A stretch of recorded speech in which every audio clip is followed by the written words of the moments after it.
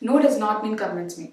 Myself, Sneha Mathew. I'm from KLC College, and today I'll be talking on the topic things people just don't seem to understand. Sometimes people just don't seem to understand that a no means no. They get so offended with a rejection that they'll go to any heights to hurt the person that they have been rejected by. People need to know that sometimes no means they really don't want to do it or don't have to do it. But the two-letter word no seems to cause so much of problem than our usual ones. The pride that eats you and the ego that comes your way makes you so blind. You force yourself to do the things you would normally not do.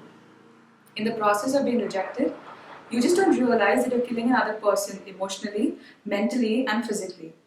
All just because they rejected you on your face than on your back. Funny how when people turn into hypocrites when it comes to them, they would please to do whatever they want to rather than allowing others to do what they desire to. Let me tell you a story where actually someone says no and they suffer just because they stood up for themselves. Oh, she was excited for her brother's wedding. She went on for days and days on how happy she is and how beautiful she wanted to look when her brother got married. Well, you all might already know how we girls are. We just get so excited when we have to look our best. We just don't care about whose day it is, we just care about how we are going to look. Coming back to the story, she got ready, she looked extremely pretty and did her hair up. Her makeup was done and it looked like a doll. It didn't actually matter whether her brother clicked pictures on his wedding day, but she sure did. The time arrived where her brother was tying the knot with the love of his life.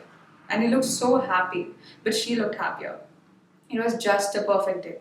They went to the reception hall after the wedding ceremony to have an after party. She danced so loud and she was just having the time of her life. But then there were eyes that were only laid on her and she was extremely worse. She noticed the eyes moving back and forth as she moves. That man couldn't keep it away from her. He just wanted her and it was scarier than explained. Have you heard about a human vulture? Well, he was one. He was preying on her. She freaked out, but then she thought of not telling anybody because she made herself believe that maybe she's probably just thinking too much, or maybe he's looking at someone else. Her mother called out to her and asked her to get some things from the storeroom. She walked in and it was dark. She searched the whole room to find the switch to turn on the lights, and as she bent over, she felt someone holding her waist. And she was about to scream, but he covered her mouth so tight that she barely could speak. He dragged her to the corner and shut the door. Apparently, no one could hear or notice anything because the music was loud, and everyone was having a great time in the party.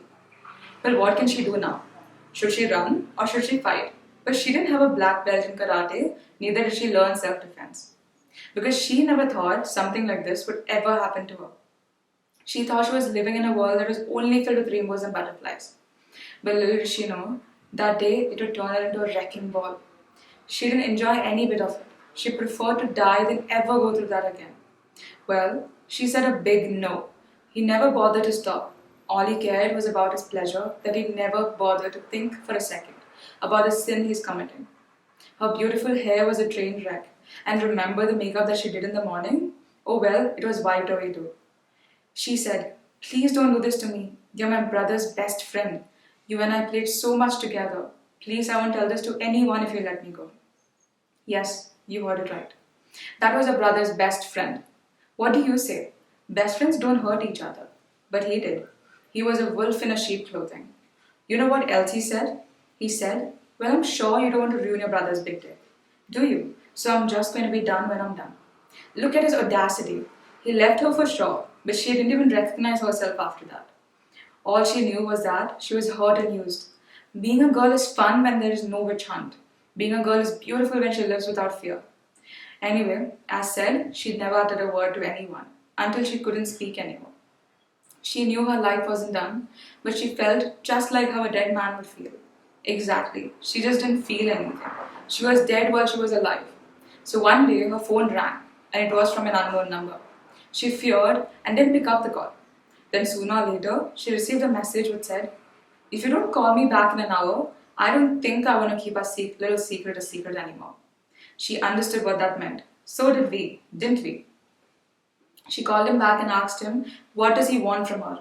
He demanded her to meet him up to the place he asked her to come. Somehow, it wasn't her fault with what so happened. But then, she just felt guilty even though she was a victim. She said no. But then the no just couldn't mount enough the blackmail. She went and he did what he had done before, and this time it just felt like a deja vu. She never resisted, she never screamed, because she knew what she was going to do after that. Then, as usual, the guy tells her, "Don't hurt your family, just be quiet." And she quietly said yes. She went home, locked her room, and started crying so much that she ran out of tears. She got up and started recording a voice note with a broken tone. And on it was everything that has ever happened to her. She hit on the send button and it reached the person it had to. Few hours later, the news popped up that she jumped off the building and is no more. You might be wondering, how do I know about all this? Or how did I know about how she felt? Well, the voice note was sent to me, and that she was my best friend. I asked myself, why wasn't I aware of this? Why didn't I bother to make it right? Her last statement in the call was, "Can you promise me one thing? Tell this story to the people for me." Because if saying no was such a sin, then I would quietly agree. I did what she said. I told her parents about it, and her brother was totally devastated with the kind of friend he was associated with. We all just wished we could just tell her the last goodbye, and I wished I could just hug my best friend and tell her that I'll be right here. But it was too late.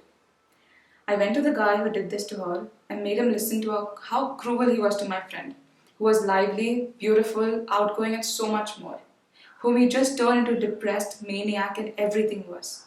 He cried and begged us not to turn to the police, but we anyway did. So much more for just saying a no. Oops, is that a bad word now? After this, how am I supposed to stop someone when they are doing something that I am not comfortable with? I have so many questions in my mind, and I'm sure they're just going to remain as questions. When I was small, my parents used to always tell me, "Sneha, if a stranger offers you anything, just refuse it or say no."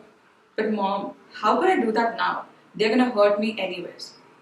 My friend did the exact same thing what her mom must have told her years back, and she listened.